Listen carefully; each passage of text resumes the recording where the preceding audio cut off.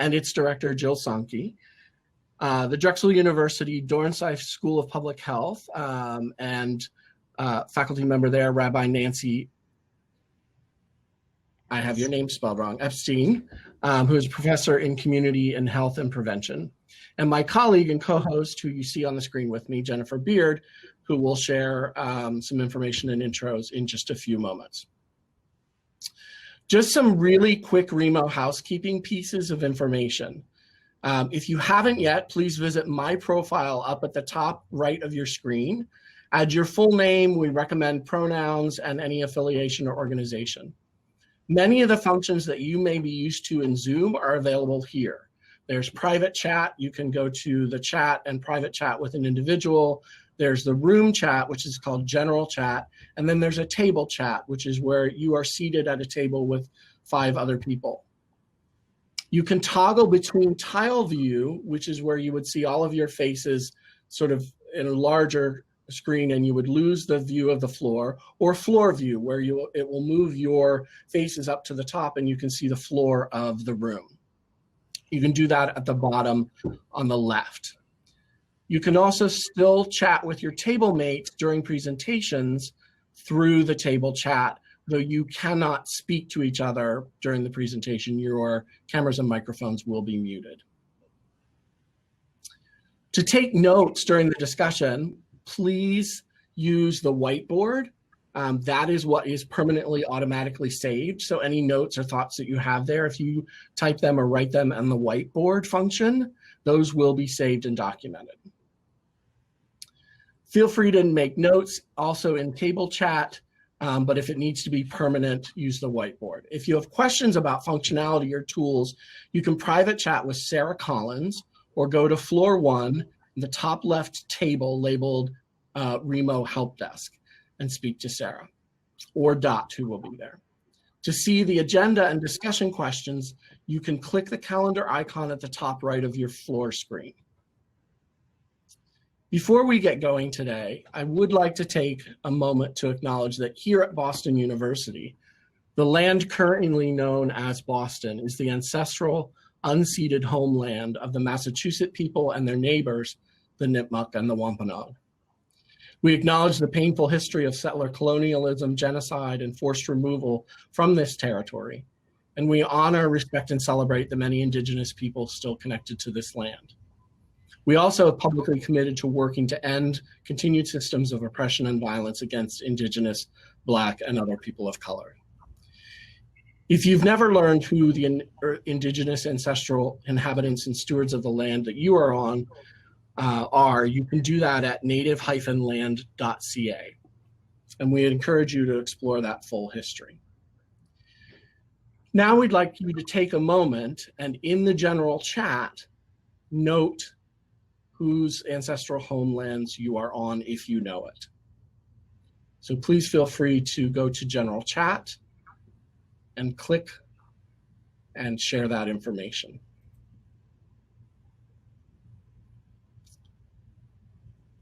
We have more from Massachusetts people, the Lenni Lenape, the Munsee Lenape, the Chinook, the Kootenai, Catawba, Tongva. Wonderful. I encourage you to keep reading through those and take a moment to honor and respect those ancestors. Now I'd like to let Jennifer speak. Jennifer is a friend and colleague who I've worked with here at the School of Public Health, and she's going to share some more information with you. Welcome, everybody. My name is Jennifer Beard, and I'm a clinical associate professor here at the Boston University School of Public Health in the Department of Global Health. And I'm truly delighted to be co-hosting this mini symposium with Ty. Last year, we collaborated with the Activist Lab, which is here at the School of Public Health, to bring Rodessa Jones, a theater artist and the creator of the Medea Project, to the School of Public Health as our first ever artist in residence. Having Rodessa with us for a week fed a hunger within our community to explore ways to communicate and invigorate our science, teaching, and outreach through creative expression. Today's event continues and extends our collaboration in new directions and with new partners. I have the honor of introducing our first speaker and the Dean of the School of Public Health, Dr. Sandro Galea. Dean Galea has been an early and leading voice in the conversation about how the arts bring life to the ways we think about, teach, and do the work of public health. He's certainly inspired me. Without further ado, I would like to welcome Dean Galea to start today's conversation.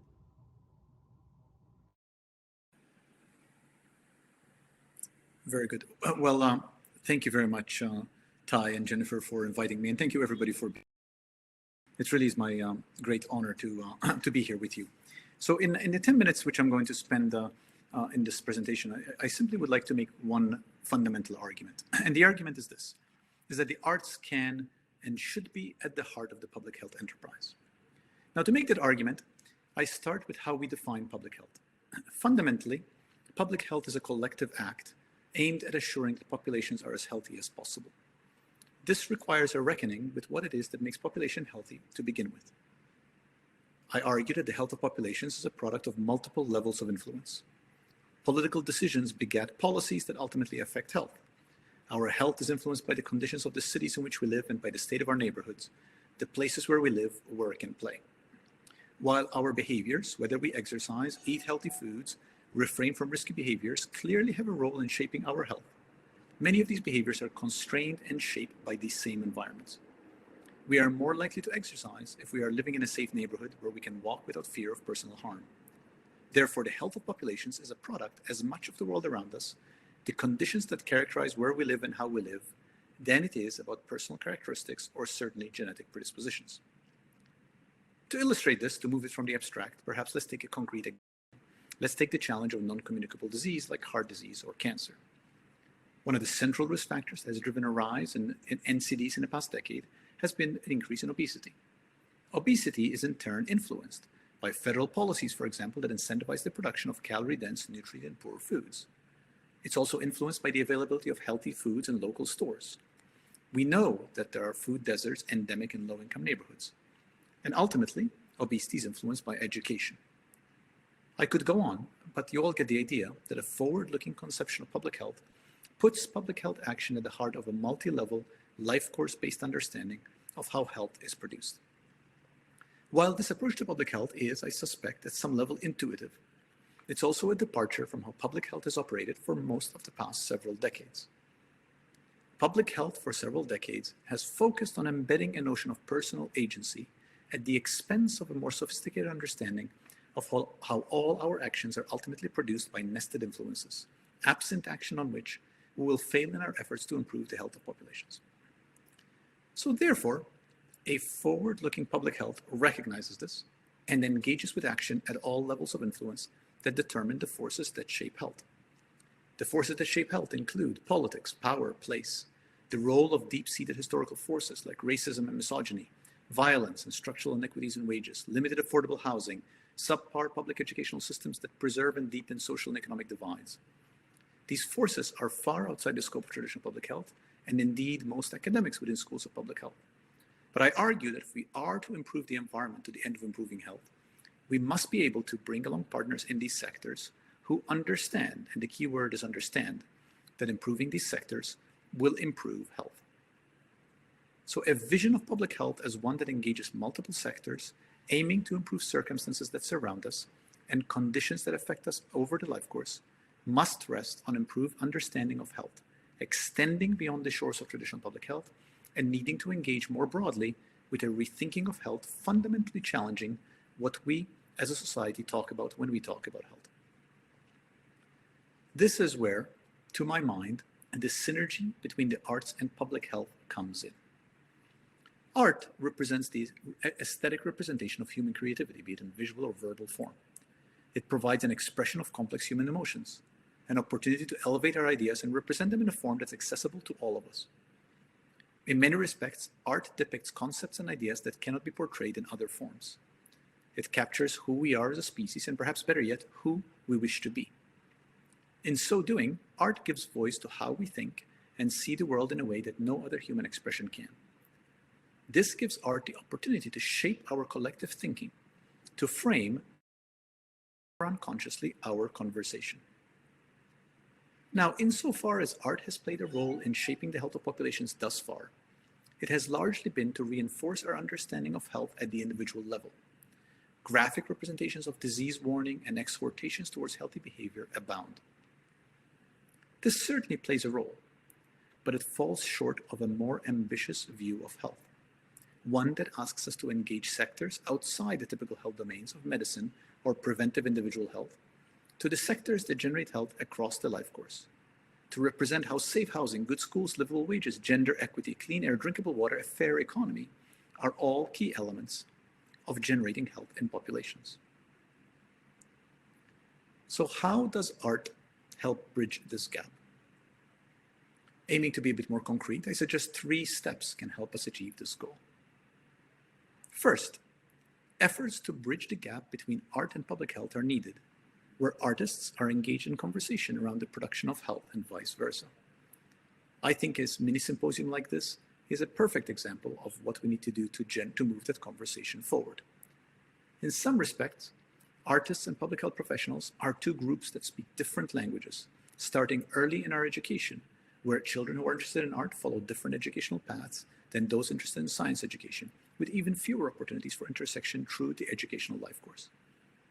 This makes it difficult for us in both groups, artists, public health professionals, to engage in conversations, and this calls for formal efforts to bridge that gap, joint programs and efforts to bridge field to translate what each group knows to bring the 2 groups together.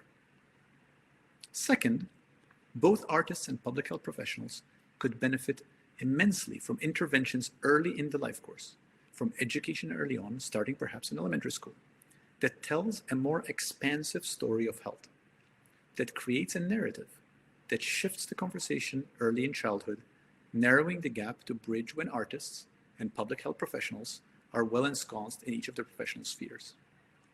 This is a long-term effort that will require teaching in schools that presents a story of health, extends well beyond sick care, that has books at its disposal, that educates future generations on an expansive view on health, and that encourages children from early years to think about how transportation and housing shape our health, to create a generation of native public health thinkers who will then carry forward an artistic expression that can further shift conversation in future years.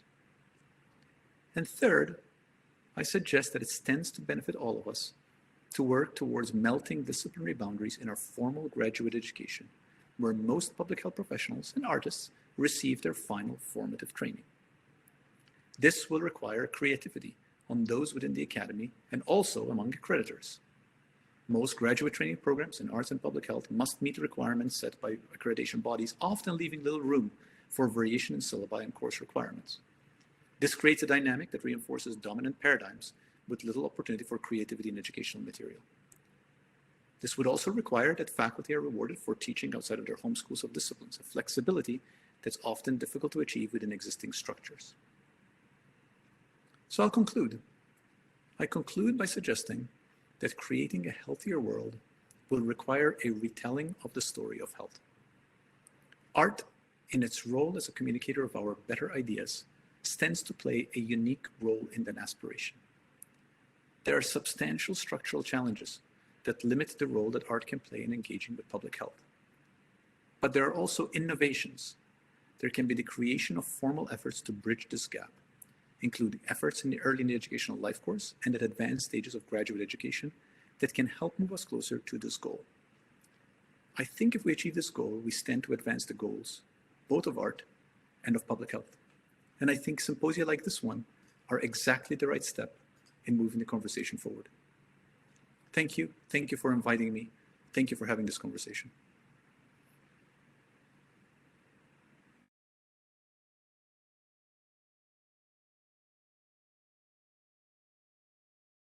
I'd like to introduce Jill Sonke, our next speaker. Jill Sonke is director of the Center for the Arts and Medicine at the University of Florida. She serves on the faculty of the center and is an affiliated faculty member at the School of Theater and Dance, the Center for African Studies, the STEM Translational Communication Center, the One Health Center, and the Center for Movement Disorders and Neurorestoration. Jill serves on the editorial board for Arts and Health Journal and the board of Citizens for Florida Arts. She is also the director of the national initiative, Creating Healthy Communities, Arts and Public Health in America, in partnership with ArtPlace America. With more than 25 years of experience and leadership in arts and health, in addition to a career in dance, Jill is active in research, teaching, and international cultural exchange. Thank you, Jill.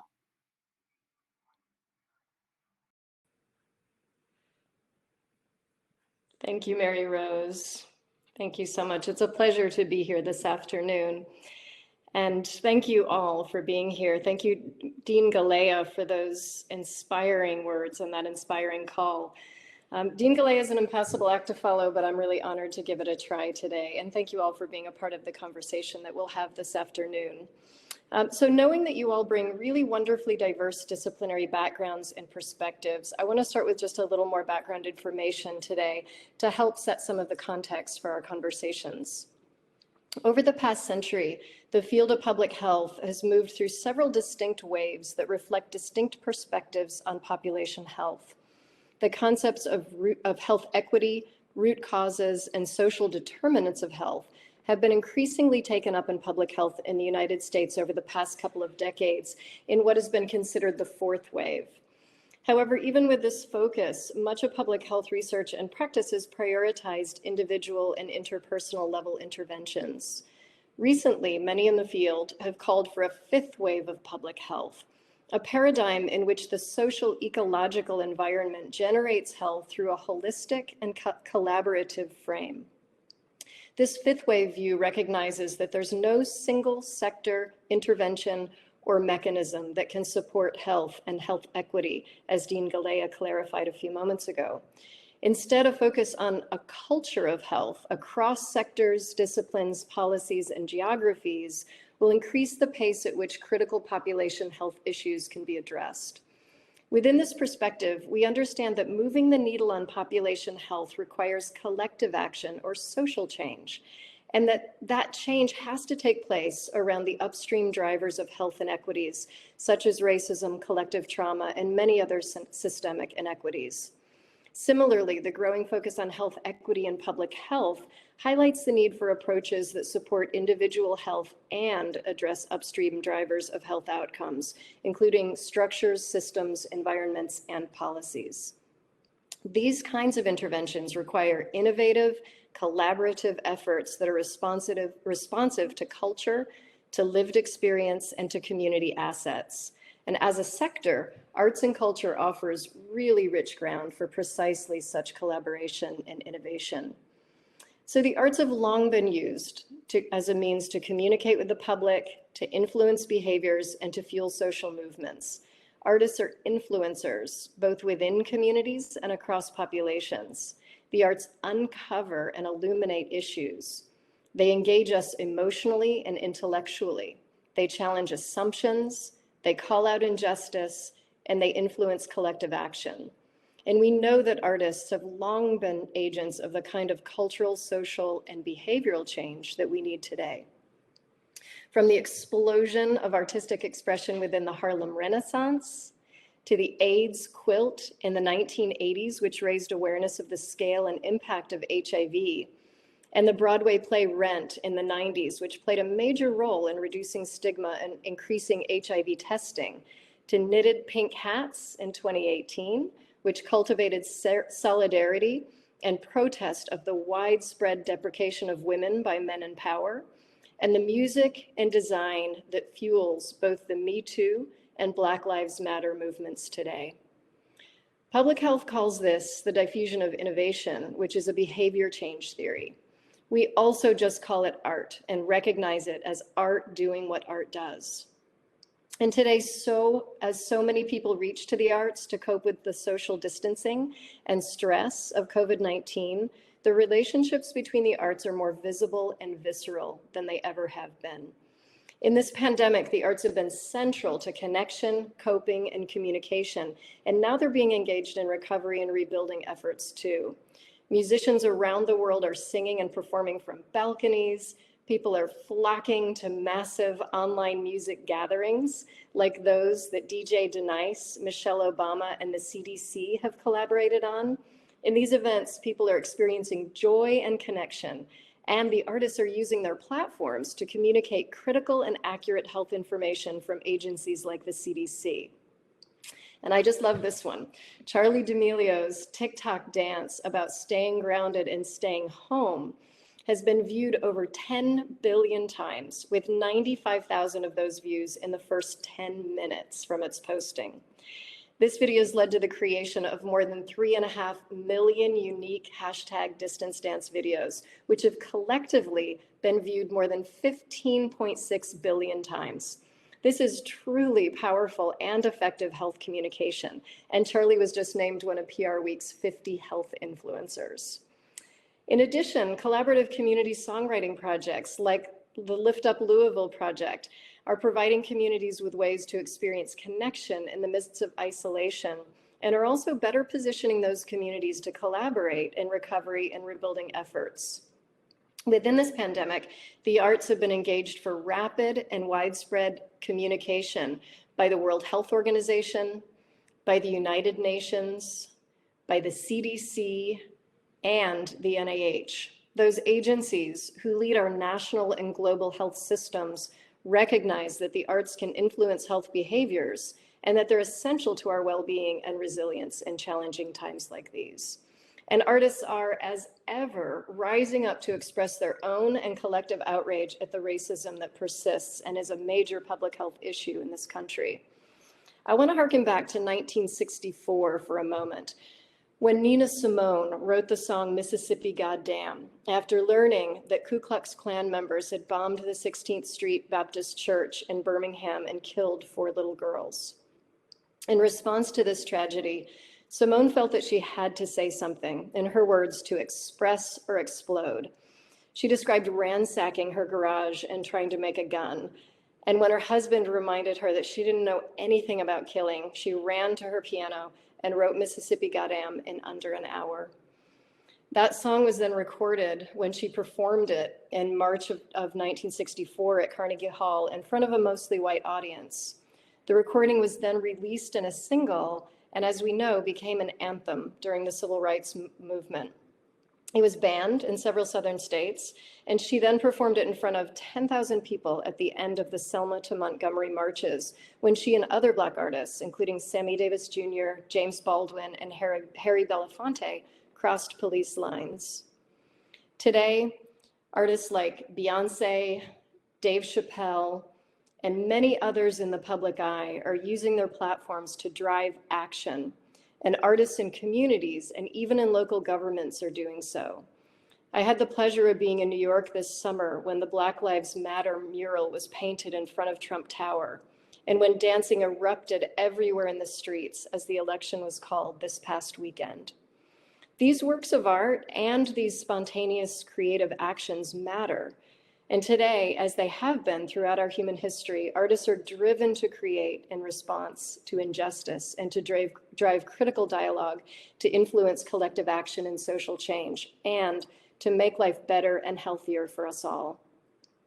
So today, as our public health systems are acknowledging and addressing racism as a public health issue, public health needs the arts to help make the changes that will create health and health equity. All right, so I want to shift gears and share some resources designed to drive and support cross-sector collaboration between the public health and arts sectors. Over the past 2 decades, we at the Center for Arts and Medicine have been working in partnership with ArtPlace America and many people throughout the country to build a field of arts and public health in the US, and to call for cross-sector collaboration to address critical public health issues. This translational initiative has gathered the knowledge of over 300 thought leaders and undertaken a body of research, including evidence synthesis, to create an array of resources that translate knowledge and evidence into policy and practice. One of the primary resources we produced is the Creating Healthy Communities Through Cross-Sector Collaboration white paper. This report focuses on 5 key public health issues: collective trauma, racism, mental health, social isolation, and chronic disease, and offers examples and recommendations for how the arts can address these issues.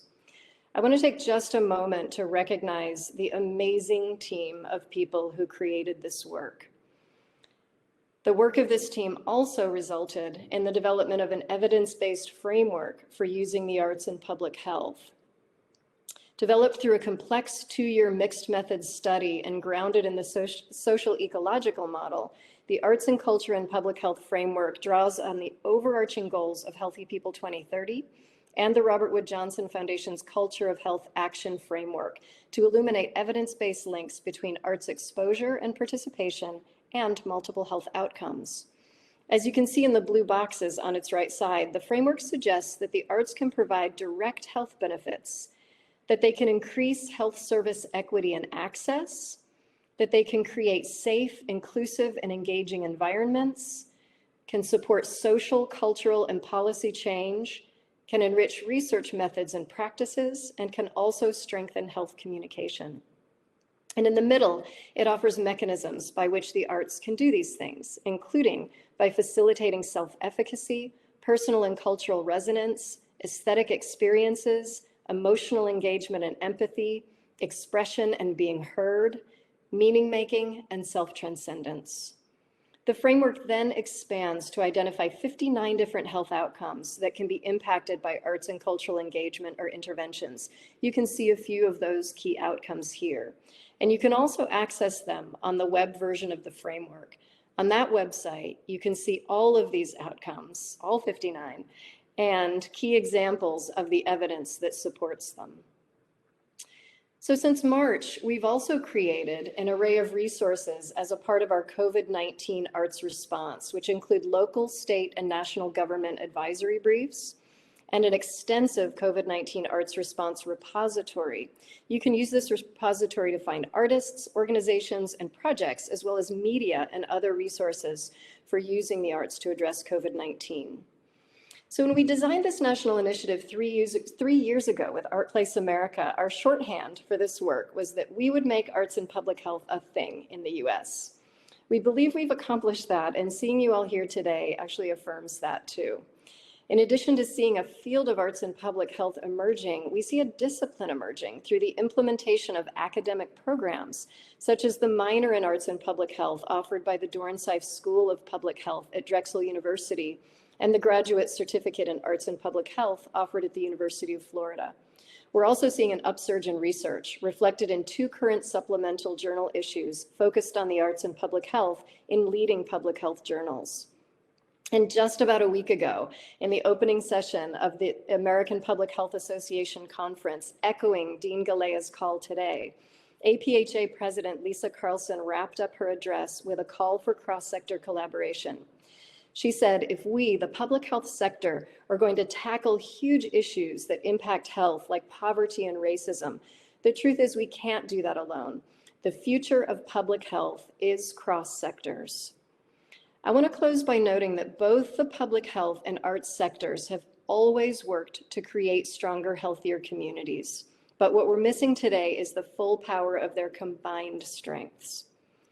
And as our public health systems more fully recognize and embrace the arts, the creative sector will grow, and cross-sector collaboration will bring fully to bear the power of the arts to create healthier and more equitable communities in the US and around the world.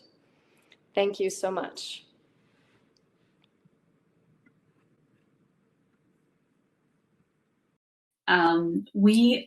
Next, I'd like to introduce Josh Miller.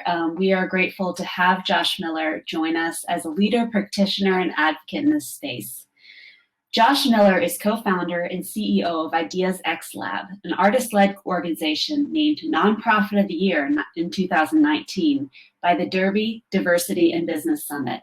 He is a distance runner and cyclist, a 2-time TEDx speaker, and a CEO Action for Diversity and Inclusion signatory. Josh was selected for Business Equality Magazine's 40 LGBTQ Leaders Under 40 in 2020, and Louisville Business's first 40 Under 40 in 2018. So welcome, Josh, to this symposium. Thank you. All right. Hey, everybody. And thank you, Mary Rose, for that introduction. Like she said, my name is Josh Miller, he, him, his pronouns, and I'm the co-founder and CEO of Ideas X Lab in Louisville, Kentucky. I'm really looking forward to being with you all and sharing our initiative with you as part of this symposium today.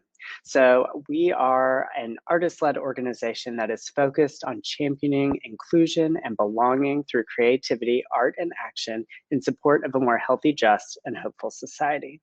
And the background image right here of this community event is part of our One Poem at a Time launch that we're going to talk about in just a minute. But we're going to start our journey together today in Senegal, West Africa in 2016. So my fiance Theo and I, along with a group of Black creatives and artists called Roots and Wings, went to Senegal for a 2-week cultural exchange.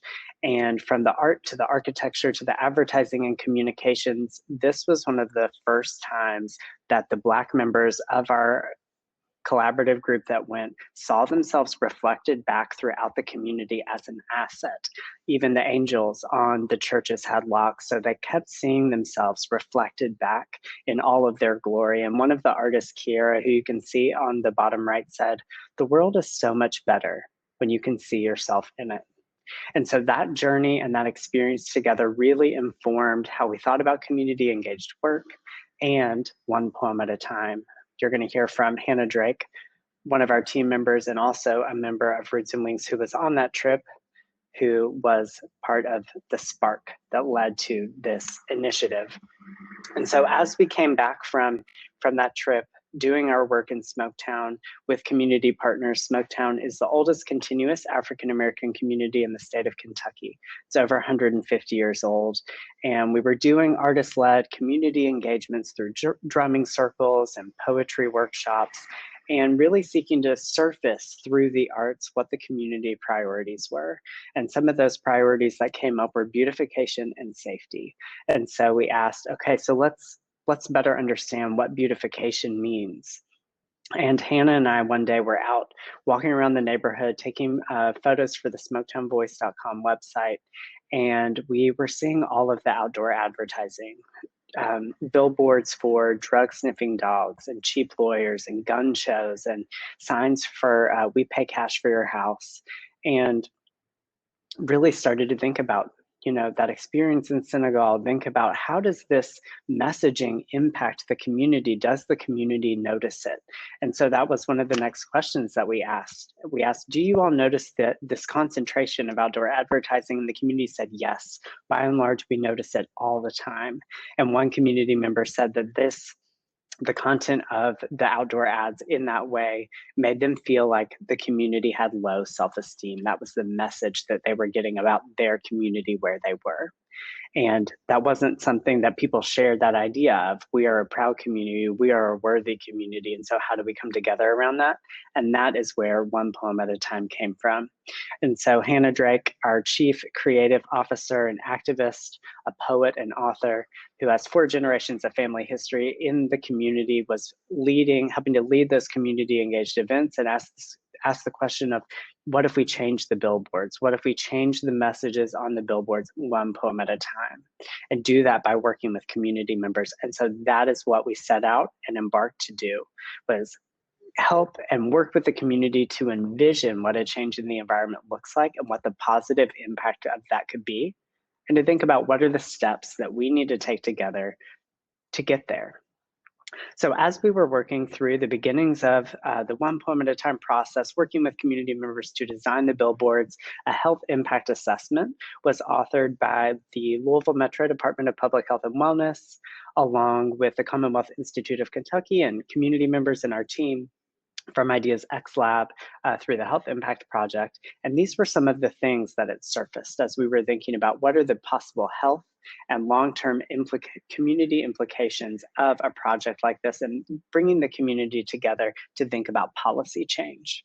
And so the work of Dr. Sean Ginwright around activism and radical healing talked about the same way that lead creates an environmental toxin, this type of high density outdoor advertising creates a social toxin, right? So this negative outdoor messaging can actually link to poor health outcomes.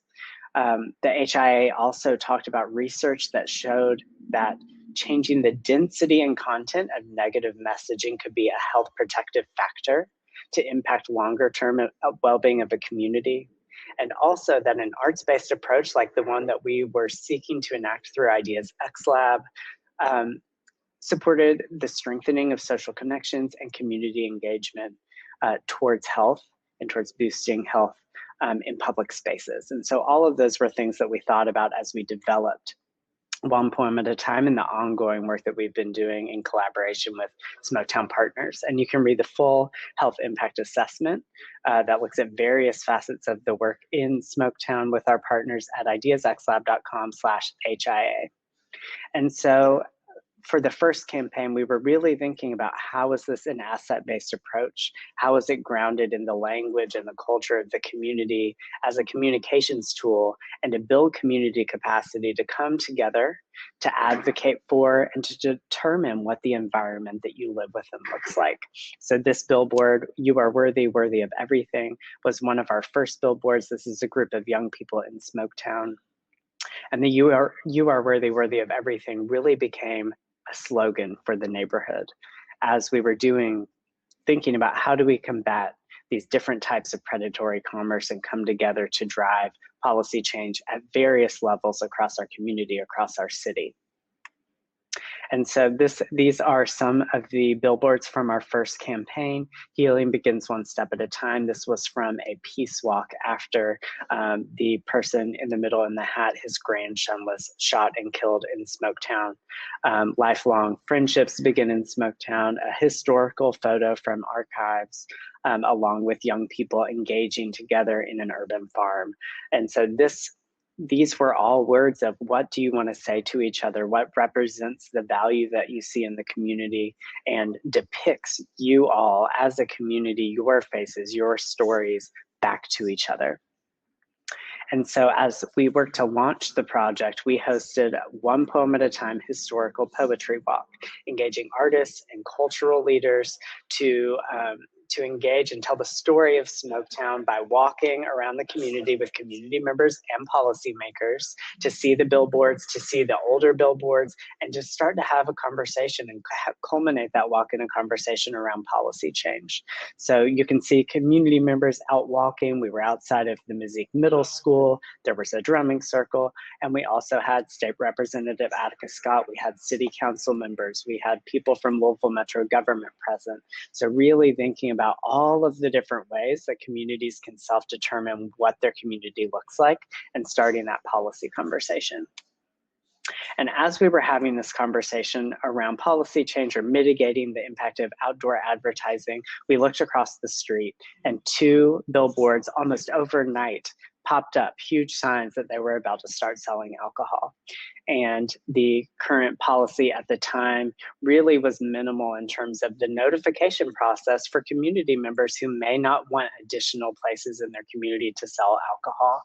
And so because of how short the time period was, the policy focus shifted from the outdoor advertising to how do we defeat the two liquor stores that have applied for liquor licenses, but also get a change in terms of how are people notified so that you can, as a community, come together to advocate for places to be able to or not to be able to sell alcohol. And this is Nishan Tribune holding the Smoketown is Worthy of Everything fan. She's a business owner in Smoketown. She's a community leader. She's now with Bates Community Development Corporation. And she made the point that it wasn't about not wanting economic development, not wanting businesses in the community, but we want businesses that are positively impacting our health and well-being. And so by using the Louisville Center for Health Equity report, the health data there, over 5,000 letters were written. Both liquor licenses were defeated, which was a tremendous feat in and of itself, but it didn't stop there. And so two or multiple new administrative policies or practices almost immediately began. One are these large canary yellow signs, as you can see on the right. This was put up as businesses were starting to apply to be able to sell alcohol, which gave community members adequate time to be able to submit letters or voice any concerns. And we saw this almost instantly, which was tremendous, because Family Dollar, shortly after this began, that process began, 22 Family Dollars all applied to be able to sell alcohol. And because people could see that those applications had gone in part because of those signs, the community rallied, reached out to Nasham, reached out to other community members, used a similar letter writing campaign approach, and were able to get those liquor licenses defeated as well. Our council member also started emailing people every time someone within the district, a business, was applying to sell alcohol. And so there were different ways the community was now being informed beyond an ad in the back of the newspaper or a printer size sheet of paper somewhere on the building that said, we've applied for a liquor license. So that was a really exciting thing to see, and great to see that community capacity built out as we think about how do we self-determine what our neighborhoods and our communities look like. So like I said, Smoketown is worthy of everything has become the slogan. It's now a mural in the community, and it continues to this day to be something that has sparked a lot of pride and a lot of community engagement around, we care about our neighborhood and we want to see things that are valuable here. So Jill spoke earlier about the Creating Healthy Communities Through Cross-Sector Collaboration white paper, which also highlighted facets of One Poem at a Time. And it talked about the impact and said, One Poem at a Time brought Smoketown residents together for ongoing collective action against racist practices. And it exemplifies the ability of community-led, artist-based initiatives to generate changes that produce health now and in the future. So, building on that first campaign, we have gone on to do 3 more rounds of outdoor billboards. All 3 of these newer rounds have been in partnership with Louisville Metro Department of Public Health and Wellness. They were really excited to think about how community voice, community photos could be done in this culturally responsive approach to then disseminate public health messaging. So we've worked with everybody from young people at Mizzeke Middle School through the Justice League, burgeoning chefs from the neighborhood, people who have been in the neighborhood for decades, driving change with a variety of different focus areas. Still, community members, in their words, talking to each other, issuing a call to action, but it also being based in the assets of the community. And one of the great things about this, when people see themselves reflected in the community, those images, photos of the billboards didn't just live in person, they also moved online. So Clavetta, her daughter, is featured in this billboard. She helped to write the language that is on here. Clee is in their garden, and it was a great way for the community to gather online in another form to talk about the content of these billboards. Here's another one that Robin Garner, one of the poets that was on the poetry walk, is featured with Miss Shirley May. And so this was just a great way to amplify, continuing to amplify the message and take it beyond just a physical project, but into the virtual and digital space. So prior to COVID, we were talking to the Louisville Metro Childhood Lead Poisoning Prevention Project about a 4th campaign focused on childhood lead poisoning prevention. And once COVID hit, we knew that we couldn't do an authentic campaign and a community engaged campaign without recognizing the world that we are now in, the impact that COVID-19 is having, and also if we are asking people to stay healthy at home, what happens if your home can be the thing that's negatively impacting your health?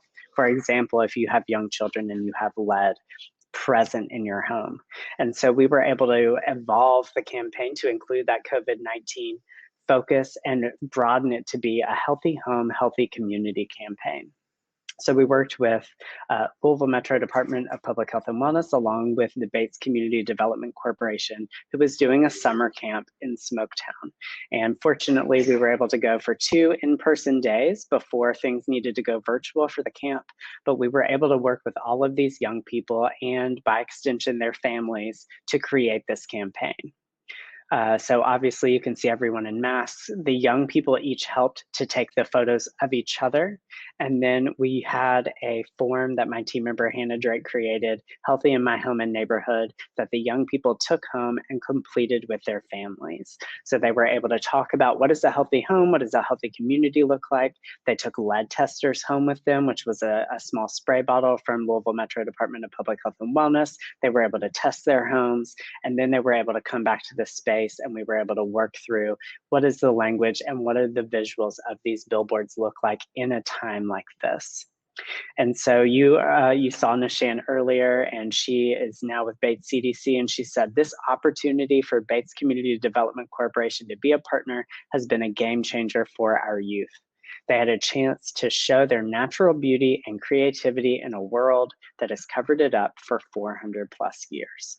And so that's a photo I took of Nishan outside of Bates CDC for one of the latest billboards. And here's this billboard, which I love, is a mom and her daughters. This mom was part of the leadership of the summer camp. She took a lead tester home. They tested their home together. They brought it back. And so we really love to have that cross-pollination of the summer camp and things going home, and also the translation of this billboard into a digital ad, which you can see an example of on the left. And the great thing about the digital ad, especially with everybody being tied to their digital devices right now, is that ad performed at 233% above the industry standard for the 3-month period that we ran it, which was really exciting in terms of directing people to resources around lead prevention as we are asking them to be healthy at home. So this has been a great arc of work and very exciting. We've done over 30 billboards over the 4 rounds, 2017 to present, with communications areas focusing on community worth and justice, diabetes prevention, smoking cessation, childhood lead poisoning prevention, and more. And this engagement in particular around the lead poisoning prevention was also a great way for us to have some virtual community conversations, and for organizations like Bates CDC to think about what products are we buying, for children that may be made of plastic or other materials that could potentially have lead in them, and to go ahead and start to think about the items that we buy to then provide to youth, to families, and that being an added layer of awareness that was generated through this campaign. So what is next? What's on the horizon for One Poem at a Time? A journal article is being co-authored by researchers from University of Louisville Center for Creative Place Healing, led by Theo Edmonds, along with community members, including Nishan Tribute from Smoketown and our team at Ideas X Lab. And that piece is going to highlight the role of self-determination, hope, and belonging in this type of approach, which has been shown to impact both mental and physical health and well-being at an individual and societal level. And it will propose a framework for developing and deploying culturally responsive communications efforts with communities to impact health and well-being based on the approach of one poem at a time. So you can go to ideasxlab.com/OPAT to learn more about the campaign. Feel free to reach out if you have questions, if you want to learn more. And thank you all for your time. And I'm so encouraged to see everyone coming together through this convening today. Okay, so Kendra Jones serves as Director for Health Equity, Arts and Culture for Richmond Memorial Health Foundation. In this role, Kendra leads the foundation Hearts, or Health Equity and Arts Program, which funds nonprofit organizations in partnership with equitably compensated artists working to identify and remove barriers to health through creative expression. She is passionate about art as a powerful vehicle for authentic storytelling, a tool for community connection, and even a catalyst for policy change. A frequent contributor and panelist on topics of art and health equity, Kendra loves communicating with value and impact of art on health at the individual, community, and systems levels. Thank you. Thank you, Mary Rose. And I'm not sure how I'm going to follow Josh. Oh my goodness, so inspiring. I will like to take this moment to thank Sarah, who is behind the scenes and going to control the presentation for me. So thank you so much, Sarah. And you'll hear me say next just to give Sarah clues to progress with the presentation. So we're just going to stay on this slide for the beginning right now. And I'd just like to start off saying that Richmond Memorial Health Foundation began funding HEARTS, the Health Equity and Arts Program, in 2017. HEARTS funds the partnership of artists and nonprofit organizations to creatively engage community members in participatory sessions to elevate their voice, co-create solutions to the inequities they face, and to imagine a healthy and just Richmond, Virginia. So why did we decide to invest at the intersection of arts and health as a health legacy foundation? We have a board of doctors who just a few years ago would have rather seen our investments go to the safety net clinics in our regions. Next slide, please. And prior to the last few years, we did just that. We traditionally funded access to healthcare, but in order to address the social, economic, and structural conditions that contribute to poor health outcomes, we realized we needed to do more and look at health broadly with a sense of urgency, nurturing relationships, and working collaboratively to make an even bigger impact in our region. Next. So we first updated our mission to focus on health equity. We also did research related to the health benefits of a cross-sector collaboration between arts and culture and health, and learned a lot from folks like Jill and the University of Florida's Arts and Medicine program. And in 2017, we made our first investments in the arts by directly supporting artists working in the community to consider questions like, what does it mean to be well? How do aspects of identity such as race, ethnicity, gender, age, migrant status, and socioeconomic status relate to health outcomes? And what structural barriers exist to achieving states of physical, mental, and social well-being? Next slide. We wanted to be able to learn about the inequities that the communities we serve face and what was important to them from their perspective, and not as we had previously been assuming as a foundation led by people of certain privileges. RMHF's goal of hearing from those different voices was accomplished by projects that highlighted issues we were aware of, offering more insight, and some that we had no clue about. Okay, this is when it's going to speed up. Next slide, please. The subjects ranged from Latino communities and their dreams for the future and the obstacles they have to overcome to achieve them. Next slide. Youth in our community facing housing insecurity and individuals with chronic diseases relying on free clinics for care. Next slide.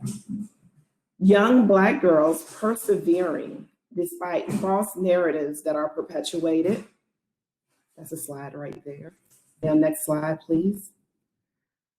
Women victimized by human trafficking along the 95 corridor, which is right in our backyard. Next slide. Communities facing food insecurity and the number of food deserts in the east end of our beloved Richmond. And next slide. And neighborhoods that are only a couple of miles apart, but have drastic differences in life expectancy. Next slide. Arts projects allow these communities, and quite frankly, us too, to imagine a future where these inequities do not exist.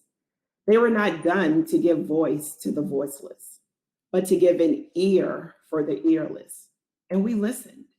The once blank canvas about the public's perception of equity was starting to be filled in by Richmonders that were not asked for their opinion before. And in 2018, the goal of HEARTS was to integrate the arts into our core work. So how did we do this? Well, we funded cross-sector, non-traditional partnerships of nonprofit organizations and artists in the underserved communities they work with to propose creative solutions in removing the barriers they face in achieving health equity. Instead of just funding the artists, this new approach created a bigger impact because we had more people at the table with these artists. And it allowed the nonprofits in our area to think about engagement differently. And that engagement came with all the health benefits for the communities they serve through the process of creating the art And it also increased civic advocacy with the co-creation of solutions with their final creative products. Next slide. We funded programs with teens exploring mental health through the use of invented characters, alter egos, and reimagined narratives. Next slide. There was a photo narrative project focused on Black women care providers to uplift their voices and promote self-care through story, poetry, and imagery. These women were so used to caring for others and always putting themselves last that it proved to be difficult in the beginning.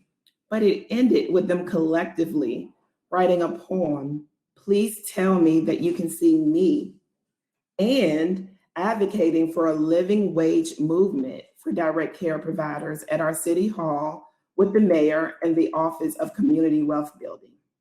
Next slide, please. We also supported a pilot program for Black and Latino youth that deepened cross-cultural relationships. It helped with them practicing community building skills and developing civic advocacy skills. The final project added value to their community by enhancing the beauty and safety of it with street art, as well as bike path advocacy efforts by them in front of Richmond City Council. The youth now. Okay, next slide, please. This year, we made even more changes to the Hearts program.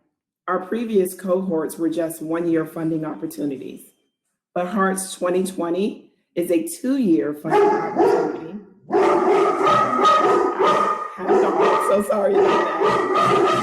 It's a two-year funding opportunity with a total investment that's 5 times higher than our original investment in 2017.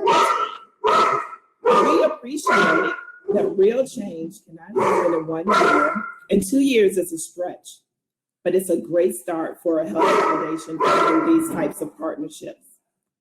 Current Heart projects represent a broad diversity of art forms and equity concerns. And here we are, we're going to go fast again. Next slide, please. We are funding folklore and undoing racism. Next slide. Fashion design and destigmatizing mental health concerns. Next slide. Visual art and dismantling the juvenile justice system. Next slide. Design and correcting the built environment. And next slide, please. Arts education and supporting youth development. Next slide. As diverse as the projects funded are in their interventions and stated outcomes, they are united within the frame of addressing structural and historic racism. And our review panel for Hearts funded projects lifted up racism as the #1 public health concern for our country. Now, this wasn't news for our foundation, and it has been made even more evident in light of COVID-19 and racial injustices with the murders of George Floyd, Ahmaud Arbery, and Breonna Taylor. There has always been an urgency to our work in promoting health equity, and we knew that we could not focus on health equity without talking about race and systemic and structural racism. So some immediate steps we are taking involves creating opportunities for people of color by making it a priority to fund Black and Brown artists and organizations led by people of color, working in the communities that are being so disproportionately affected. We are making these groups a priority going forward, not only because they have been disproportionately affected by COVID and racism, but also because they have been historically underfunded by philanthropy. When other funding opportunities for artists were being cut due to COVID-19, we doubled down. And we put a lot of money where we knew the healing and the feeling of not being so alone would happen. Next slide. And I am extremely proud of our Health Foundation for making that commitment. Thank you so much for your time. And my dogs, thank you too. Thank you.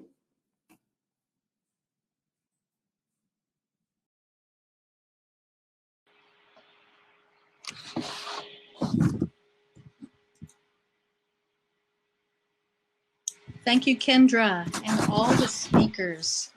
What a richness that's been shared in this first hour.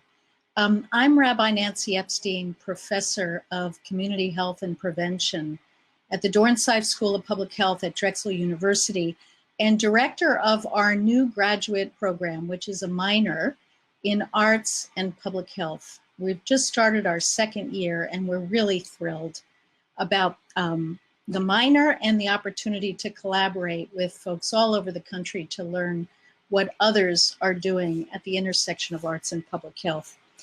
So we've heard from Dean Galea and Jill Sonke and Josh Miller and Kendra in an array of perspectives about arts and public health, and now we want to hear from you. Because we know that to create and build a field of arts and public health, it takes all of us, and it takes all of us together. And together is really our watchword. And so to do that, we really need to hear and listen to each other. So we're going to break up into tables. You're already at a table here on this Remo platform. And we're going to take 25 minutes for conversations around three key questions. We'd like everyone to participate at the table, and the questions are to please introduce yourself and say where you're from and one thing of any choice about yourself. To share one thing that stuck with you or inspired you from the presentations this afternoon. And then one thing you'd like to see moving forward as we continue to knit together the worlds of art and public health. Thank you to those who filled out the pre-survey that was sent out in the last few days. We heard from 95 of you, and about half are coming into the conversation today through the doorway of arts, and half are coming in through the doorway of public health. And just 2 weeks ago, there were actually two conferences going on simultaneously: the American Public Health Association annual meeting and Art Place America's summit. And at both, we heard at the Public Health Conference conversations about art, and we heard at the arts conversations about public health. So this is a field that there is so much energy and enthusiasm right now, and our gathering today is evidence of that. So there are folks we've asked in advance to try and serve as moderators at the table. We've had a growing number of people who signed up. So if you don't have a moderator at your table already, or if by chance you have two, the moderator can click on another table and move. If there's no moderator, if you would ask someone at your table simply to keep the conversation moving so that everyone can participate. There are whiteboards at each table. I'm going to ask Ty Furman just to do a quick little tutorial on how to use them. You can write on those whiteboards as notes from the conversation. Those will be saved, and we will share all of those notes after this meeting. And when we come back together in the large group, I'll invite everyone here to take a minute or two to post something in the chat in terms of what you would like to see moving forward. And we'll collate all that together and also share it with everyone after the meeting. If we have time, and we may not, we'll also hear from maybe 3 or 4 moderators to share one highlight from their group. So Ty, let me pass it to you to share how the whiteboards work. And then Sarah, when we as speakers disappear, you will automatically be at the tables for your discussion. So take it away, Ty.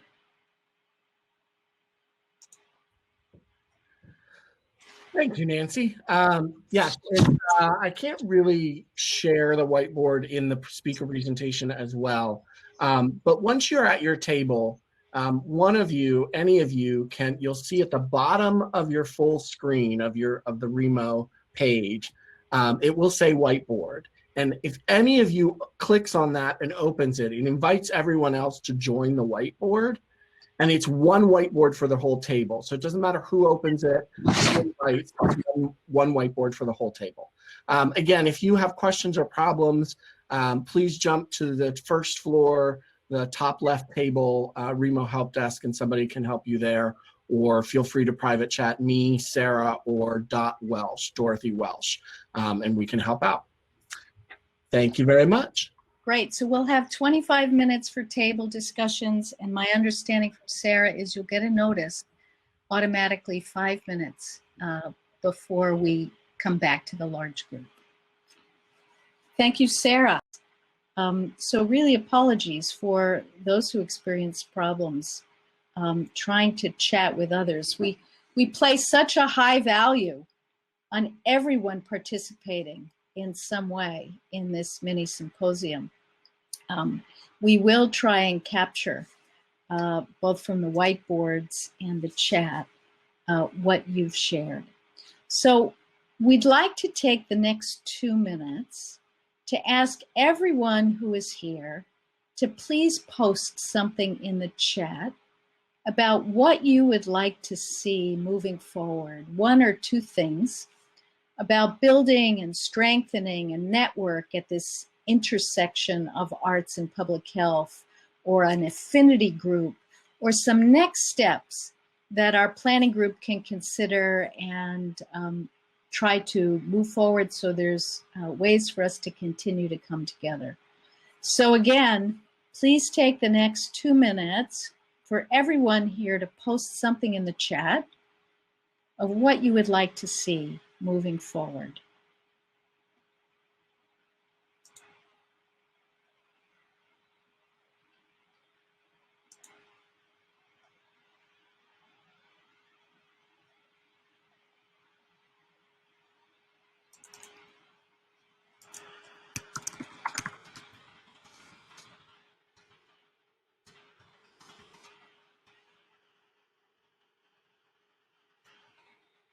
And if you have any difficulty finding the chat, it should be at the bottom of your screen, or if it's already up, you'll find it on the right of your screen.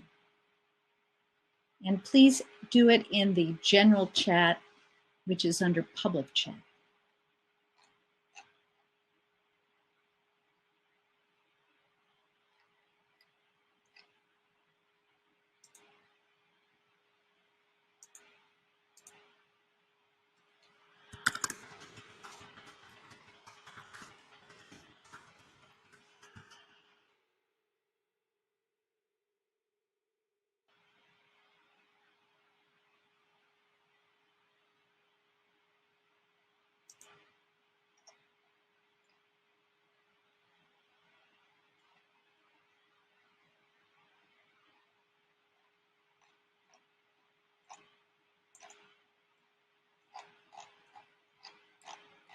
And take another minute. There's a lot of the richness of what will come out of today's gathering is from what we're able to collect and share with everyone.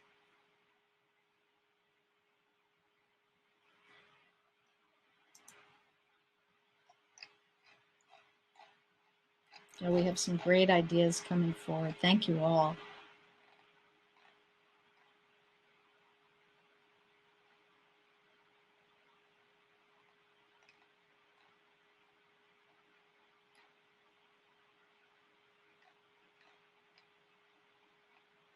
And again, you can reach out to any of us and to Mary Rose Flanagan at A2RU, who sent out the original invitation with additional ideas that you have after our session today.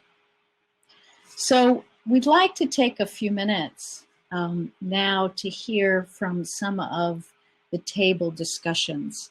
Again, due to the technical difficulties, not everyone who was moderator was able to both be at a table and have both their camera and their microphone working. So we'd like to open the floor. And if some of you would like to share one highlight from your table discussion, we'd love to hear it. If you would like to do that, please post in the general chat, in the public chat, and then Sarah can unmute you and bring you to the floor to share, again, one highlight from your group discussion. And I believe Amy Busharelli at table, I think you're at table 8. I think you are already on deck to share something. So Sarah, can you bring Amy to the floor, and I will sign off, and then I'll look in the chat to see who else.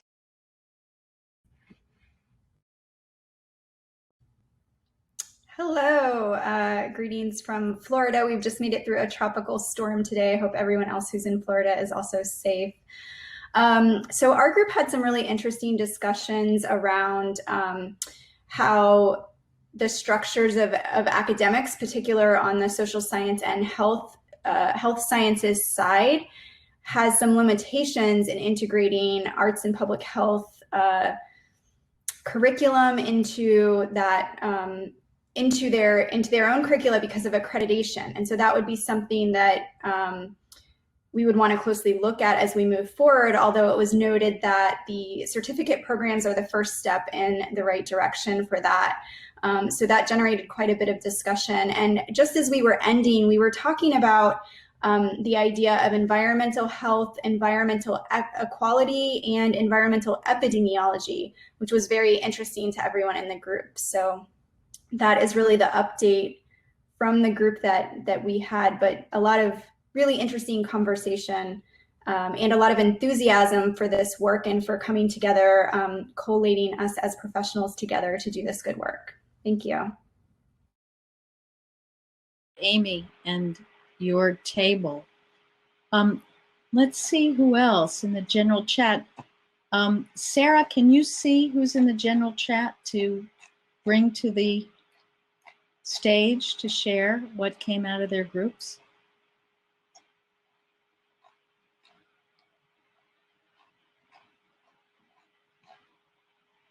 Okay, Jamali, Tejas Lieberman can share a thought. I believe Jamali was at table 12.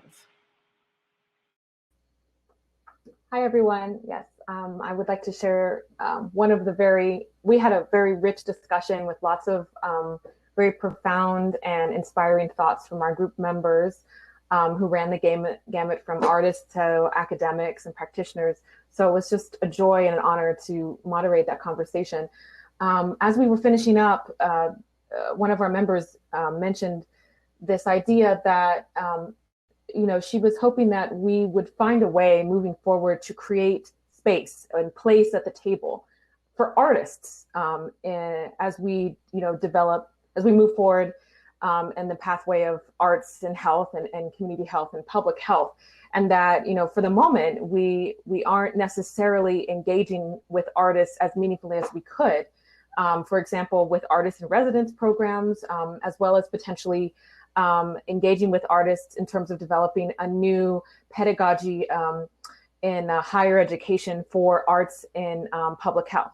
So making sure that as we move forward as academics and public health scientists and practitioners, that we don't leave the actual artists behind.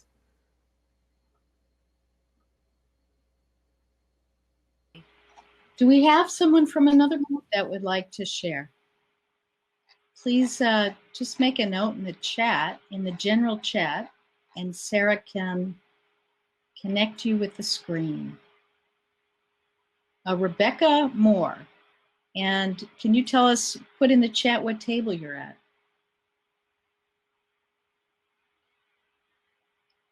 Sarah, can you find Rebecca Moore? There we go. I'm here. I don't remember which table I was at. I was with Shanae Birch and I believe Ellie. There we go, number 6. Yeah, thank you so much, Jamila, for those comments. That came up in our conversation as well. And I think sort of connected to that is thinking through how public health crises affect the artists. And so as we prioritize their involvement, also figuring out what they need to continue to thrive. We also talked about the challenges of methodology. So as someone from a humanities background, for example, entering the public health sphere requires basically shifting gears completely in terms of research methodology and also how I frame outcomes. So yeah, we were just wondering to what extent, and maybe this happens at the level of pedagogy, but to what extent these methodologies, mixed methods, can be taken seriously and recognized when what we're trying to measure is so incredibly difficult to measure, especially at the community level. I encourage people to still continue to write in the chat. We listen to other folks and hear new ideas. Feel free to add more ideas to the chat. We've got about 5 or 10 more minutes, so we can hear from more folks about what you talked about at your tables. Do we have another volunteer? Just put a note in the general chat,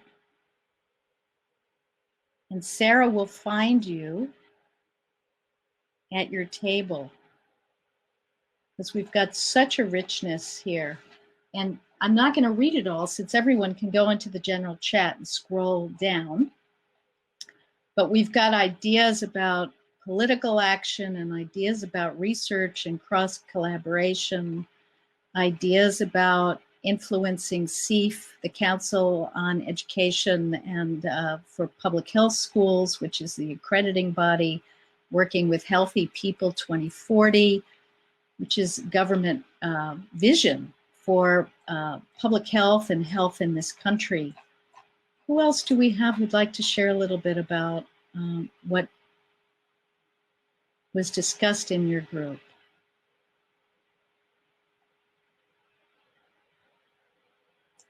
Or other ideas that you'd like to share? The floor is open.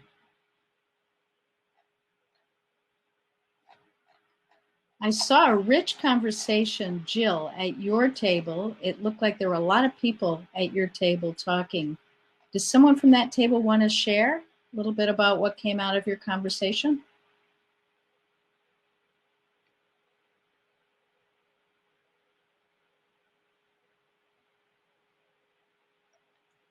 Moderator of that table to share. Alana, would you like to jump in? You're gonna, and your camera.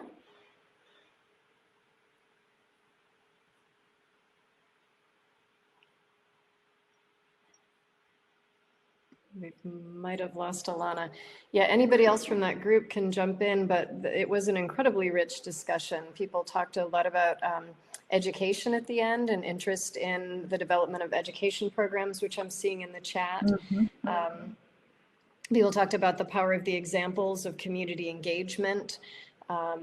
We also talked about the Healthy People 2040 thing there. Another great idea came forward, which was really specific resources with guides specific to things like prompts that you can bring to meetings that combine community members, public health professionals, artists, so those cross-sector collaborations that we're talking about, guides to prompt dialogues and discussion, which I thought was a really brilliant idea. I loved the specificity of that.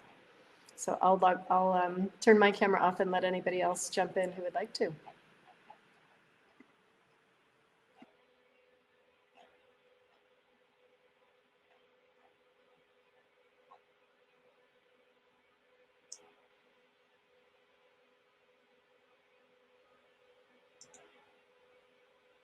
So thank you for that, Jill, for summing up the conversation at your table.